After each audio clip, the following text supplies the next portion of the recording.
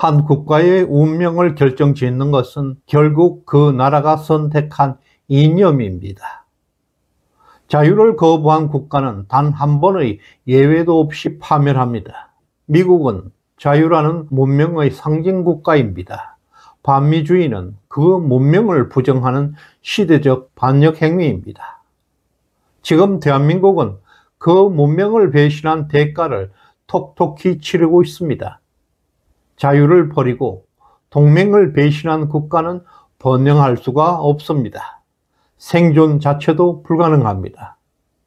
대한민국이 다시 자유주의 길로 돌아서지 않는다면 역사는 우리에게 두 번의 기회를 주지 않을 것입니다. 지금 우리는 실존의 문턱에서 생존과 파국의 갈림길에서 싸우고 있습니다. 지난 6월 초 대한민국 대표 기업 LG에너지솔루션과 현대자동차 엔지니어들이 미국에서 집단적으로 입국을 거부당하는 초유의 사태가 발생했습니다. 미국 현지에서 벌어지고 있던 그 상황은 그야말로 충격적이었습니다. LG에너지솔루션의 엔지니어는 미시간 공장 출장을 위해서 이스타를 통해 미국에 도착했지만 입국 심사를 담당한 세관과 국경보호국은 체류 목적과 숙소 일정이 불분명하다는 이유로 곧바로 입국을 거부했습니다. 현대자동차 사정도 마찬가지였습니다. 애틀랜타에서 기술 인력들이 대거 입국 거부를 당한 것입니다. 현지 공항에서 오랜 시간 검사를 받은 뒤에 결국 입국이 거절되면서 엔지니어들은 굴욕적인 모습으로 귀국길에 올라야 했습니다.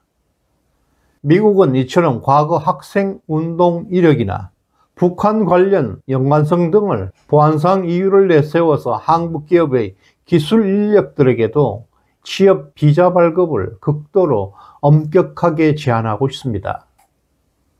삼성전자 역시 2주 이상 출장을 위해 이스타를 신청했던 직원들의 입국이 잇따라 거부당했습니다.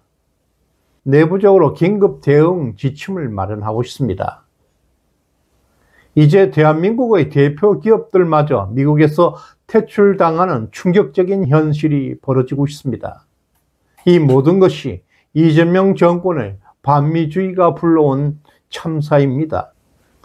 피해는 결국 우리 기업과 국민이 온전히 떠안고 있습니다.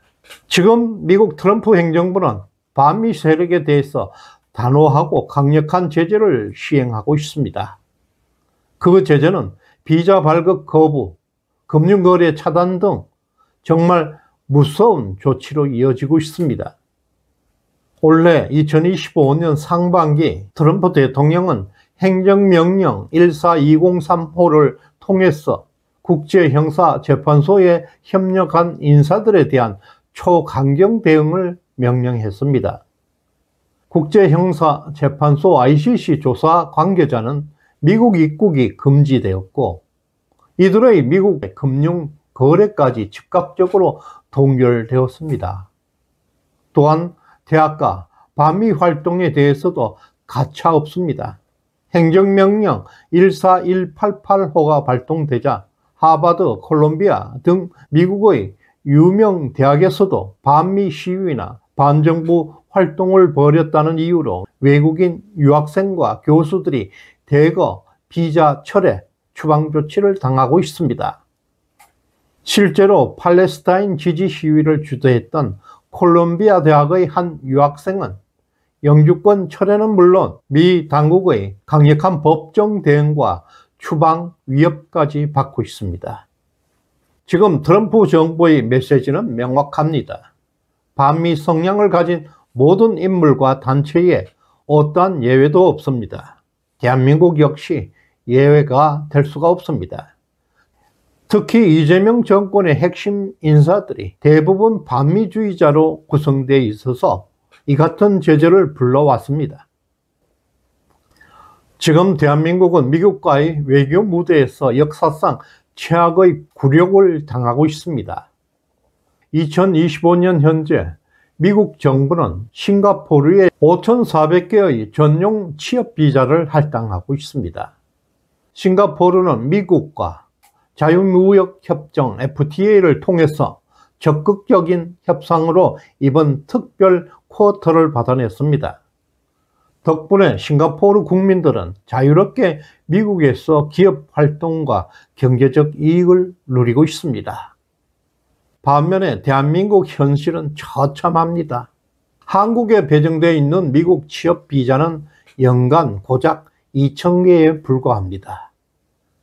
대한민국 인구는 싱가포르보다 8.3배나 많습니다.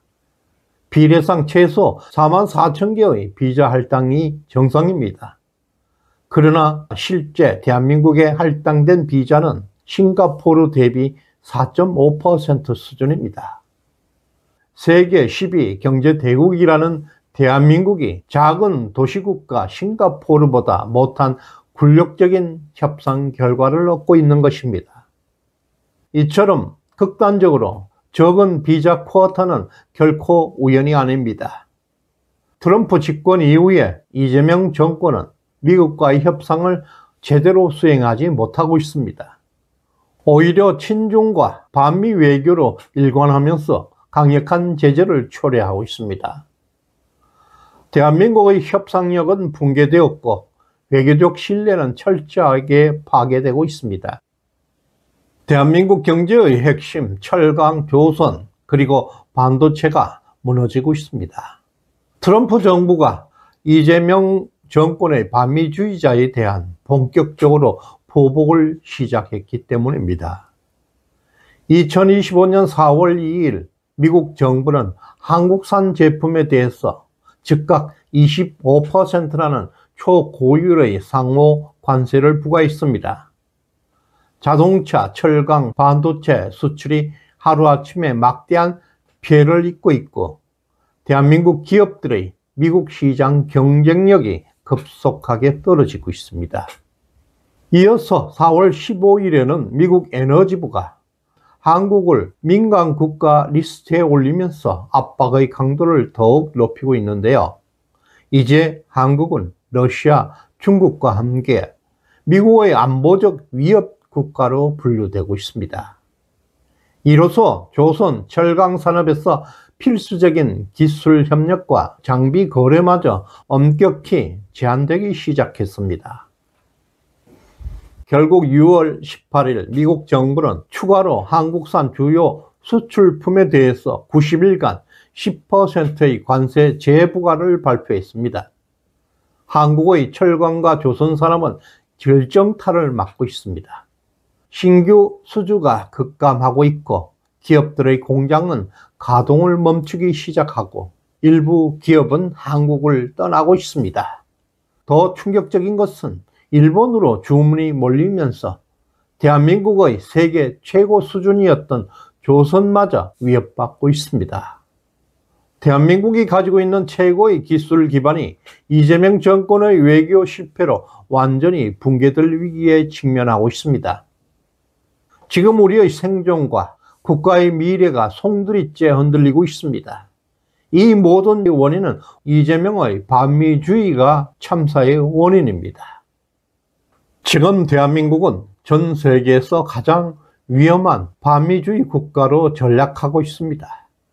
대한민국 대통령 이재명은 미국을 점령군으로 규정하면서 노골적인 적대감을 드러냈습니다. 미국과 유엔의 제재를 무시하고 북한에 800만 달러를 불법 지원하면서 미국에 정면으로 도발했습니다.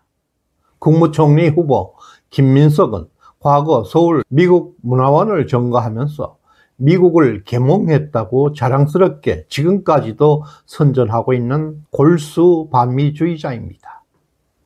민주당 대표에 도전하고 있는 정청래는 미국 대사관 관저에 직접 불을 질렀던 충격적인 경력을 가지고 있습니다. 여기에 또 국가정보원장 이종석은 천안함 제조사 사드 배치 철회, 지소미아 반대를 줄기차게 주장한 인물입니다. 그는 미국과의 동맹을 근본적으로 흔들고 있습니다. 지금 미국은 이재명 정권을 사실상 적대 세력으로 간주하고 있습니다.